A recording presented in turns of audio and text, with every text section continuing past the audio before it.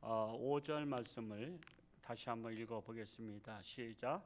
하나님께서 즐거운 함성 중에 올라가시며 여호와께서 나팔 소리 중에 올라가시도다. 하나님의 법궤가 시온산에 위치한 성막 안으로 들어갈 때 이스라엘 백성들이 나팔을 불며 환호한 겁니다. 이게 무슨 말이냐면 이스라엘 백성들에게 보험을 이루는 법궤입니다. 그 보험을 이루는 성전, 법궤를 모시는 성전. 그냥 법궤가 1호고 성전이 2호란 말이에요. 근데 우리나라 보험을 이루는 뭐죠? 남대문이잖아. 숭례문이라고도 하고. 남대문은 먼저 한번 술 취한 사람이 불질렀잖아. 여러분 보험을 이루를 그렇게 허술하게 그래 내버려둬요? 술 취한 사람이 들어가서 불지를 정도로 다 방치 상태예요? 우리나라는 보험을 1호로 지정하고도 보험을 1호에 대해서 그만큼 보존할 만한 그런 능력도 없어. 관리할 만한 능력도 없는 나라야. 그 남대문 불타는 거 우리 중계방송 봤잖아요. 기가 막힌 거야. 남대문 불탄 게 기가 막힌 게 아니라 그거를 보존하고 하는 시스템이 엉망인 나라가 기가 막힌 거야. 여러분 나라가 엉망이기 때문에 그런 일들이 일어나는 거예요. 여러분 재난은요, 나라가 시스템을 만들어 놓으면 재난 그렇게 일어나지 않아요. 그냥 시스템을 안 해놓기 때문에 해마다 물난리 나고 해마다 그런 일들이 일어나는 거예요. 그래서 물난리 나는 계속 일어나잖아.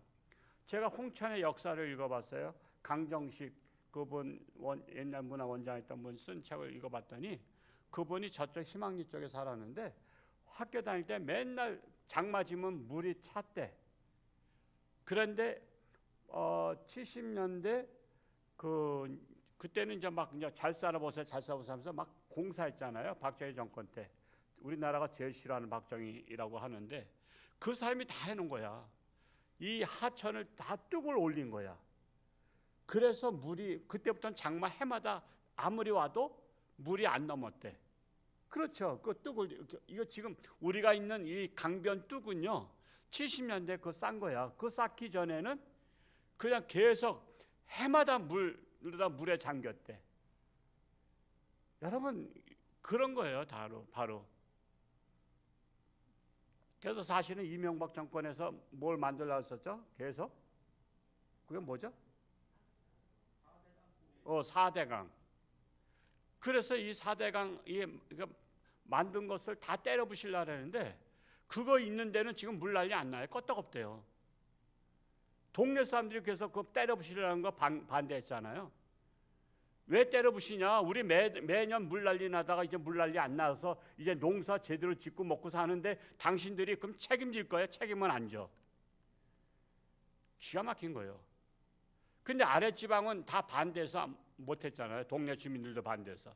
그러니까 해마다 물난리 나는 거야. 여러분 이걸 제대로 알면요 속이 뒤집어져요. 해마다 물난리 날 수밖에 없어. 아랫지방은. 왜? 사방 때문에 안 만들어놨잖아. 그 해마다 나야지. 해마다 그러면 맨날 찔끔찔끔 보조금 받아가지고 먹고 살 거야? 농사는 그냥 몇 억씩 다 망쳐버리고. 그래서 우리가 그런 거 잘해야 돼. 우리나라가 시스템에 문제가 있어요. 저는 역사책을 좋아하잖아요. 지금도 오늘 새벽에도 2시에 일어나서 이제 말라기까지 다 읽고 또 이모당의 책을 그거 굉장히 어려운 책인데 중국의 사상가예요. 그분의 책을 제가 인생론에 대해서 읽고 있어요. 우리는 정말 생각을 깊이 해야 됩니다. 정말 말하긴 뭐하지만 지금 대통령은 휴가 가셨잖아요. 휴가 갔다고 나라는 뭐 하든 여러분 집안에 난리 났으면 휴가 갔다가도 돌아와야 되는 거 아니에요. 기가 막힌 겁니다. 그냥 뉴스에는 안 나와요. 왜? 다 지금 정권 편이니까 다 쉬쉬하고 있는 거예요. 우리나라는 정말 이 보물에 대해서 소중함을 몰라요. 근데 이스라엘은요 법궤를 목숨을 걸고 지켜요. 목숨 걸고. 그건 뭘 말하는 거죠? 법궤 안에 뭐가 있어요? 십계명이 있잖아. 그러니까 하나님의 말씀을 목숨 걸고 지킨다는 거예요. 그러니 하나님이 지켜주지 않겠어요? 하나님의 말씀을 목숨 걸고 지키는데 얼마나 하나님께서 사랑하겠어요. 그러니까 환호성을 지르는 거야. 환호성이 어느 정도냐면, 여러분 예를 들어서 월드컵에서 우리나라가 골을 넣었어. 그러면 어떻게 될까? 골을 넣는 순간에 와 하면서 그냥 자던 사람도 벌떡 일어나잖아. 그 의미야. 법궤가 하나님의 성전에 들어가니까 와 하면서 너무나 기뻐서 그냥 감격하는 거야. 우리에게 그런 감격이 있냔 말이야. 우리가 하나님의 말씀에 대한 그런 감격이 있냔 말이야. 하나님의 말씀에 대한 그런 감격, 그 환호성을 지르고 있는 거예요. 환호성. 하나님의 말씀, 법궤가 성막에 들어갔다 이거야. 너무나 기쁘다. 와 하면서 골 넣은 것보다 더 기쁜 거야. 우리는 골 넣는 게 더 기쁘죠? 골 넣으면 와 하잖아. 그리고 막 술집 무료, 막 음식점 무료, 커피 무료 하면서 아주 그냥 정신없는 나라야. 그 차이가 다른 거야. 인생관의 차이, 신앙관의 차이가 달라. 그래서 승리의 나팔 소리, 어떻게 하면은 그냥 승리에 표현할까 해서 환호성을 지르고 나팔 가지고 빰빰빰 하면서 한 거야. 그만큼 소중히 여겼다는 거예요. 이런 이 시편의 기자의 고백이 너무나 부럽습니다. 6절 말씀 읽어볼까요? 시작. 찬송하라 하나님을 찬송하라, 찬송하라 우리 왕을 찬송하라. 오직 하나님을 찬송하라는 거예요. 나의 소중한 분은 누구예요? 하나님이셔요. 여러분 가장 소중한 분 그러면 누구 써야 돼? 첫째 아들 아니면 와이프. 아마 와이프가 소중하다는 남편은 별로 뭐 없어. 살면서도 마지못해 사는 사람이 워낙 많으니까. 남편인 사람, 뭐 자식인 사람, 부모인 사람 이렇게 있잖아요. 근데 생각해 보자고요. 자, 여러분 자식은 누구의 선물이야? 하나님의 선물이야. 지혜로운 아내를 주시는 분은 누구야? 하나님의 선물이야. 여러분 부모도 하나님의 선물이고 다 선물이야. 그러면 선물이 소중해? 선물을 주신 분이 소중해? 선물을 주신 분이 소중하잖아. 이 논리예요. 그러니까 여러분 나에게 가장 소중한 건 하나님이십니다. 그러면 세상 사람들 이거 이해 못하잖아. 야 하나님이 네 부모가 소중하지, 네 와이프가 소중하고 네 자식이 소중하지. 그러면 그분들을 주신 분이 하나님이셔 이렇게 말하라고.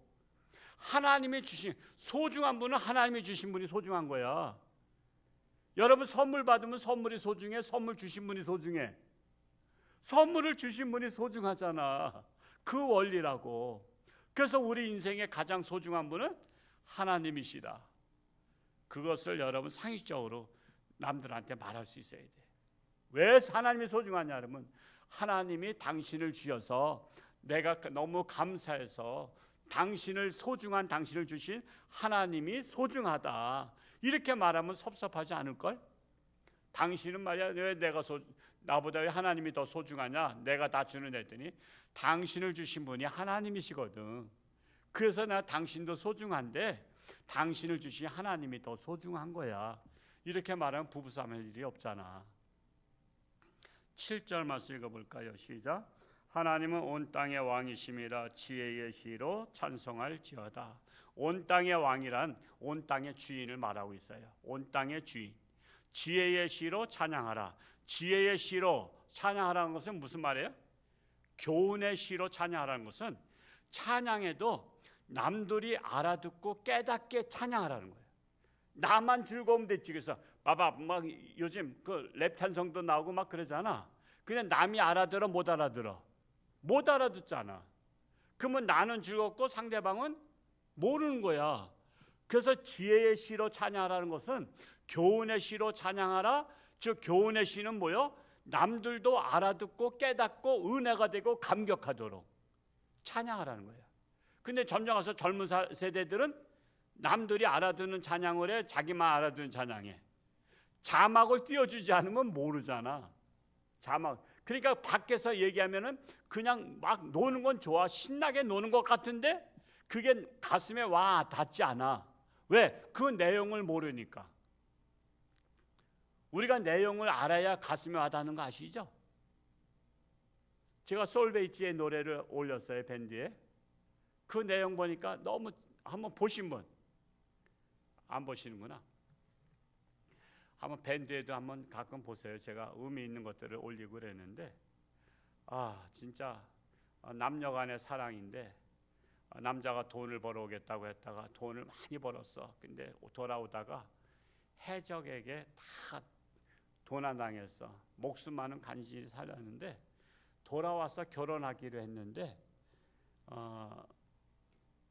그 돈을 다 잃어버리니까 못 돌아오고 그냥 거렁뱅이로 살다가 노인네가 돼서 죽을 때가 다 돼서 집에 돌아와 봤더니 그때 그 여인이 아직도 자기를 기다리고 있는 거야. 평생을. 언젠가는 돌아올 것이다. 그래서 평생을 기다리다가 노인네 때 서로 만나. 그리고 그 솔베이지인가 그 여인의 무릎에서 죽어. 마지막으로 죽는 거야. 그렇게 잔잔한 애잔한 노래, 애잔한 노래. 그러면 의미가 있잖아. 야, 남녀 간의 사랑이 대단하구나. 정말 사랑한다면 그렇게 사랑해야 돼. 일편단심. 아무리 안 돌아와도 언젠간 돌아올 거야 약속했으니까. 그만큼 신뢰하는 그런 마음의 자세가 필요하다라는 것을 제가 어떤 목사님이 저한테 보낸 것을 우리 밴드에다 공유해야 되겠다 했더니 여러분 워낙 바쁘셔서 안 보셨지만 그게 그런 거야. 저는 이제 그런 걸 생각하면 주님을 생각해. 주님 일편단심. 우리가 때로는 안 도와준 것 같잖아. 기도도 안 들어주는 것 같아. 그런데도 끝까지 주님을 신뢰해. 그러면 마지막에 주님이 함께 하시는 것을 알 수 있잖아. 그래서 저는 세상 노래든 무슨 노래든 무엇을 보든 항상 주님을 생각해. 주님과 연관을 줘. 그러면은 내가 일편단심 주님만을 사랑하면 주님은 나를 버리지 않으시고 끝까지 참고 기다리시는 분이시구나 라는 것을 알 수 있어요. 오늘 여러분 돌아가면 꼭 한번 볼 수 있게 바랍니다. 8절 말씀 읽어볼까요? 시작. 하나님이 뭇 백성을 다스리시며 하나님이 그의 거룩한 보좌에 앉으셨도다. 하나님은 뭇 백성을 다스리시고, 그러나 마귀는 다스린다는 게 뭐죠? 모든 것들이 다스려야 질서 정연해요. 예를 들어서 어디 학예봉사 갔어. 그러면요 팀장은 뭘 딱 했냐면 A팀은 어디 청소하고 B팀은 주방 가서 일하고 C팀은 나가서 어르신들 잔치하니까 불러오라 그러고, 그러면서 질서 정연하게 다 역할 분담을 하는 게 다스리는 거야. 그래서 잘 다스리는 나라는 그렇게 모든 일들이 행복하고 즐거워. 그래서 우리가 막 나가서 싸우고 데모하고 이런 거는 잘못 다스리기 때문에 그런 거야. 나라가 엉망이기 때문에 그런 거예요. 답답하니까 뛰쳐나간 거 아니야. 답답하니까. 그래서 마귀는 다스리는 것을 질서를 흩어나 엉클어나 질서를 만들지 않아.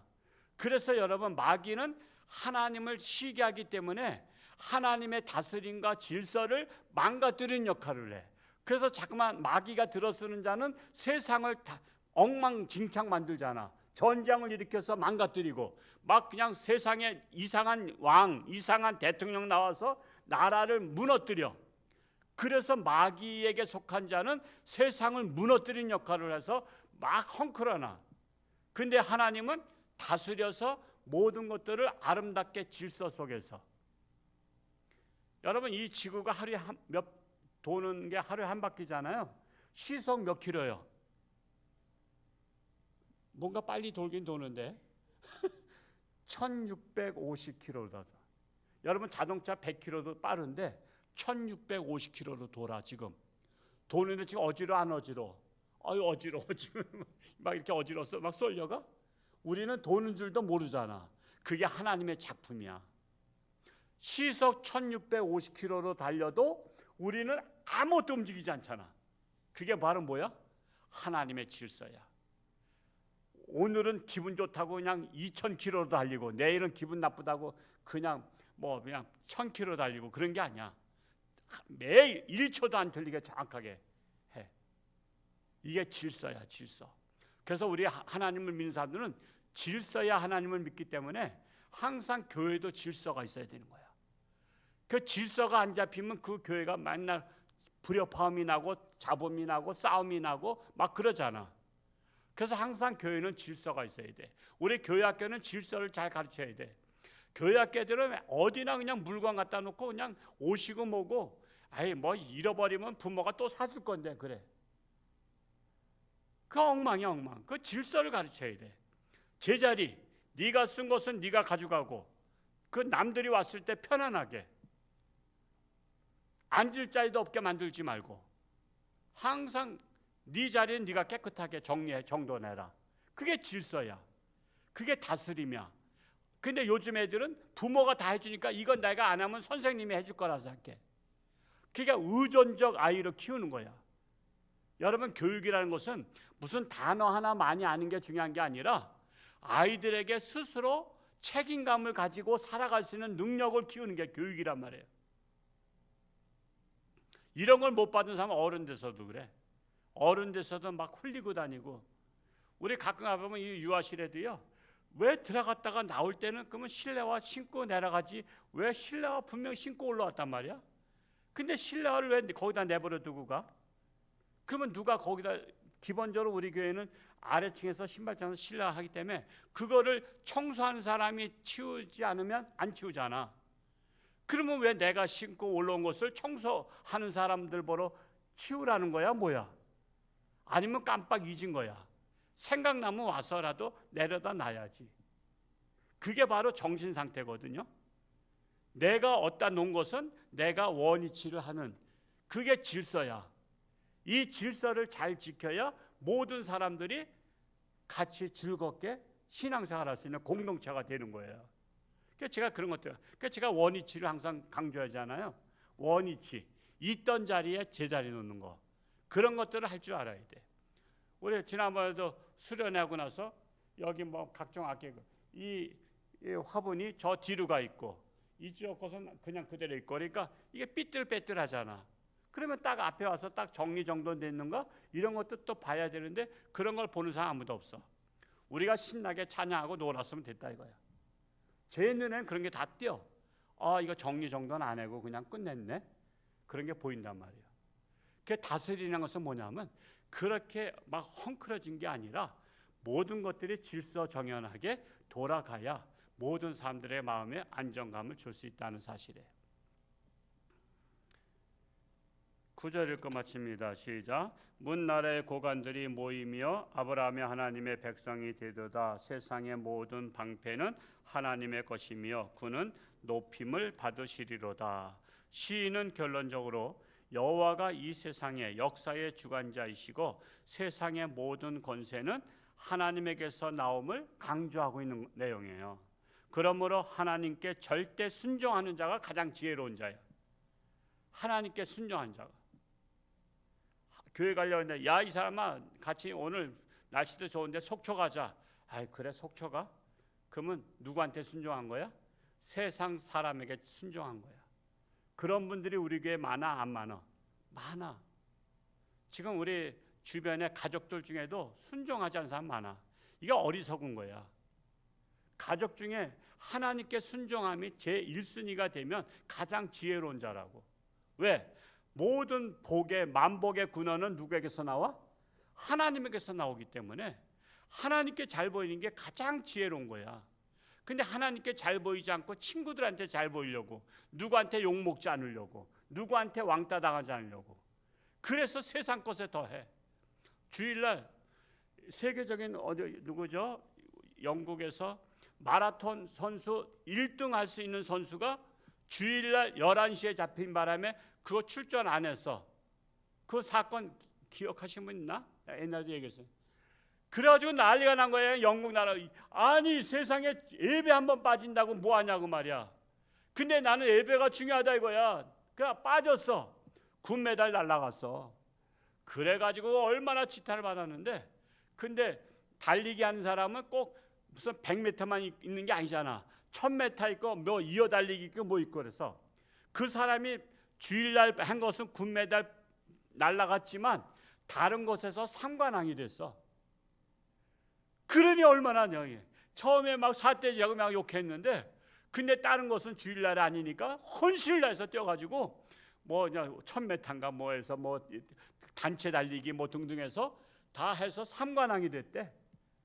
제가 그 내용을 읽고서는 야, 우리 교회 중에서 그런 자녀 있을까? 정말 주일날이라고 해서 축구까지가 내가 오늘 빠져, 그래서 하나님 앞에 나올까? 그러면 하나님이 그를 대박으로 들었을 거야. 근데 주일 빠지면서 한 사람 그냥 지지부진해. 솔직히 주일 빠지면서 내가 출세하겠다, 성공하겠다, 하나님이 해주겠어? 그래서 우리는 하나님의 마음이 합한 자 되는 게 1순위가 되는 사람이 가장 지혜로운 자예요. 이걸 알면 주일날 어디 간다, 뭐 한다 용납하지 않아요. 허락하지 않아. 정말 내가 마음이 허락하지 않는다 이거예요. 내 마음이 하나님 중심인 사람이 가장 복받는 사람이에요. 오늘 새벽에 오신 여러분들에게 그런 하나님께 절대 순종함으로 대박 터질 수 있기를 축복합니다. 오늘 원명아 원사님 수술한 어제 전화상으로 기도해 줬습니다. 그리고 새벽에 4시에 말씀을 전달했어요. 김진영 성도, 원명아 원사 또 이렇게들 했는데, 또 정정숙 성도 남편도 오늘 또 시술을 하는데 두 분 다 입원해 있습니다. 잘 될 수 있도록. 또 장기 입원하고 있는 우리 정일택 안수집사님, 또 최금자 사모님, 이런 분들 위해서도 늘 기도로 여러분 협력할 수 있길 바랍니다. 기도하겠습니다. 할렐루야. 고맙고 감사하신 아버지 하나님, 오늘 비가 많이 왔습니다. 그럼에도 불구하고 하나님의 전에 나온 저들을 사랑하시고 축복하옵소서.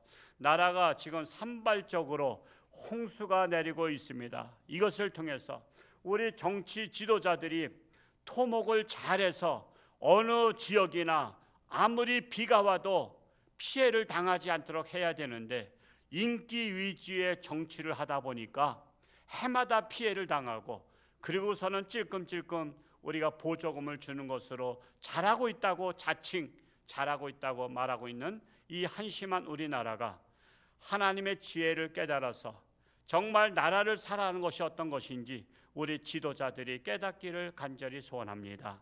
참으로 아버지 하나님, 오늘도 수술하는 우리 두 분이 있습니다. 하나님의 능력의 손길로 안수하사 깨끗함 받게 하시고 저들 건강해서 하나님 영광 위에 살게 하여 주옵소서. 장기 입원하고 있는 우리 사랑하는 성도님들, 하나님께서 함께 하사 치료하는 광선을 받아사 속히 쾌유되고 건강해서 다시 하나님 앞에 나와 신령과 진정으로 예배를 드리기를 간절히 소원합니다. 이 나라 이 민족과 세계 위에 함께 하사 이 재난의 때에 하나님의 역사하심을 깨닫고 하나님께로 돌아오는 역사가 일어나게 하여 주옵소서. 오늘도 저들의 삶 가운데 하나님께서 동행하여 주옵소서. 감사드리며 예수님의 이름으로 축복하며 기도하옵나이다. 아멘.